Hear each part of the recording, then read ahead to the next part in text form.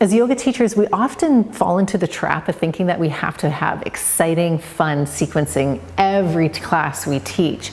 But in reality, the boring classes are often more effective and people tend to like them a bit better. So this video is going to break down the myth behind sequencing so that you can feel more confident giving boring classes that are actually going to be more supportive for your students. I'm Brea Johnson of Heart Bones Yoga, and Heart Bones Yoga for Teachers is your place for yoga teacher tips, for anatomy-informed yoga information, tutorials, education for you as a teacher so you can teach more inclusive classes, you can feel more confident. And if you haven't already listened to the Yoga Teacher podcast, which is even more in-depth and awesome, go to the link below and find it, binge it, love it, because you will. Okay, so like, subscribe, do all that stuff.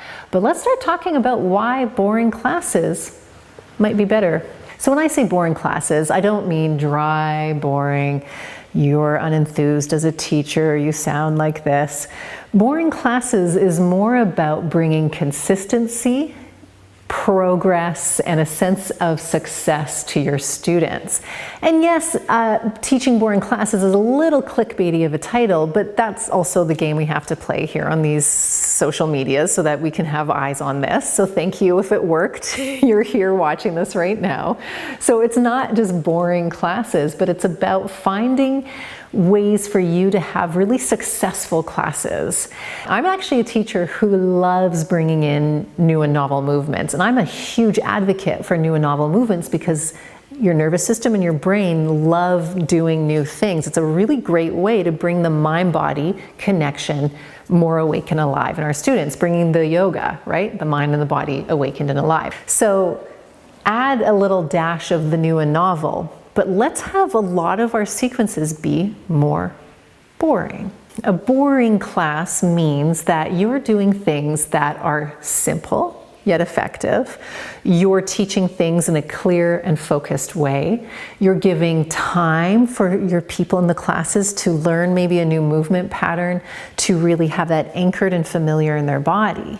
A simple way to think about teaching boring classes is to use a cooking metaphor. So us as teachers, as we write our sequences, we think of ourselves as the chef, right? We are the chef. We are creating the recipe. But what is realistic is that a lot of really good tasting recipes are tried and true. A lot of really good chefs aren't reinventing the wheel. They're not making a brand new dish that's never been done before, because there's only so many ways to prepare food. Just as there's only so many ways to move our body. The human body can only move in so many ways, so many flexion and extension, adduction, abduction, all these ways of movement, it's finite. And so what we're doing as yoga teachers and chefs, to continue that metaphor, so that chef is creating the base ingredients, putting them together in a familiar way. And then what we might do is add a little spice, add a little, change up the flavoring a little bit. But the base ingredients of meat and potatoes, vegetables and potatoes and rice, whatever those base ingredients are, it's how we spice them up. And that's what we're doing as yoga teachers. We kind of have that, like meat and potatoes, or if you're a vegetarian, like vegetables and rice, let's say, as our core ingredients. And then we get to go, okay, let's do something new and novel. So we're going through the warrior series. Everybody knows that in my classes, let's say. That's a familiar move. But then when we're in warrior 2, we're going to do a new and novel thing. We're add a little spice, and we're going to do something as simple as externally rotating your arms. Okay, fun. Or maybe we're going to move the arms. You're still in warrior 2 position, but maybe you're going to reach the arms to the side like that. So there's a base of familiarity with a little added spice. Because we also think about the way that the body is most of the day. Most of our bodies are sitting in chairs. Most of us have probably low back stuff and tight hips and tight shoulders.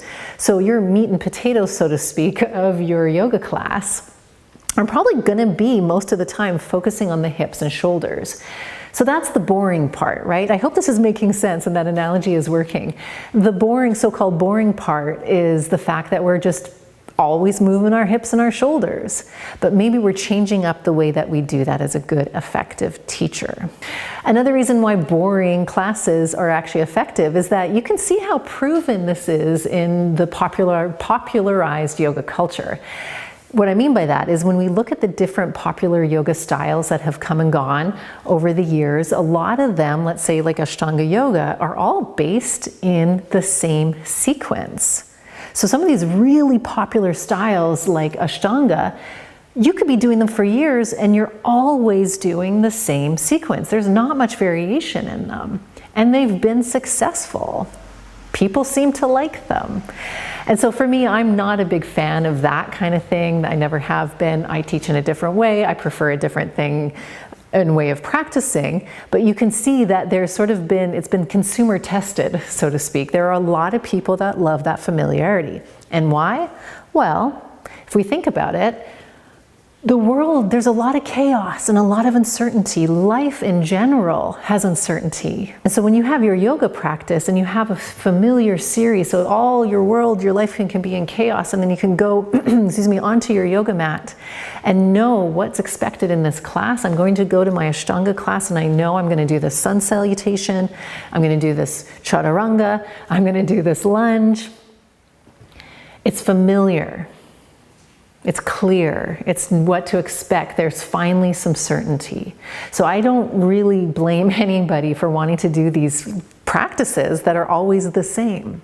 So even if you don't teach in that way, having that compassion and that understanding of us in this world right now and how us as humans are kind of wired, you can offer that same sense of certainty for your students. Consistency. Consistency can be very supportive for the nervous system. When you bring a sense of familiarity into your classes, when it's not something wild and crazy every single time, you're helping your students to support and feel a little bit grounded in their nervous systems. You're helping also for them to see progress. They can see over time, wow, when I first started doing that lunge, when I first started doing yoga, it was so tight, and now 4 months later, because of the consistency and frequency of that lunge showing up in my classes, oh, I can see that my hips are feeling a lot better. That's how a lot of your students will think and feel, and you might have felt that when you first started teaching yoga too, practicing yoga too. So the takeaway here, my friends, is what are the so-called meat and potatoes of your class? What are those things that you're going to do most often? And it's okay. So if you think, well, oh man, I taught this sequence or a variation of this sequence for 5 weeks in a row, people must be bored. They probably aren't. There's probably something kind of nice about that. And then if you're really worried about it, that's where you add the spices. That's where you change things up a little bit. That's where you put a dash of a new movement here, a dash of a different movement there, but you've got your core movements that you know are supportive for your students. And what gives you the most confidence in this is learning more about the human body. I found when I switched my teaching and really brought in applied anatomy into my yoga poses and into my asana, I found that I was doubting my classes way less because I felt very clear and confident in how the body moves and what the body needs for functional movement and longevity. And so then I was confident that if I was bringing those aspects into my classes, I was helping people in their bodies. And if it looked a little boring sometimes, because we're always doing a shoulder blade circle in almost every one of my classes, that's okay, because I know that's a really good movement that people need to do more often. So I hope that helps, my friend. Get more education on your applied anatomy. We've got so many videos here. Go to heartandbonesyoga.com to find our even more classes and courses that you can take. But trust the boring classes with a little added spice of new and novel movements, and your classes will be great and your students will feel good, safe, and supported. Now, do you have questions about this? If you have questions about this, leave them in the comments. I'm always here to listen and to read and respond. If you have suggestions for more yoga teacher tools that you'd like to get for an upcoming video, put that in the comments as well. Thank you so much for being here.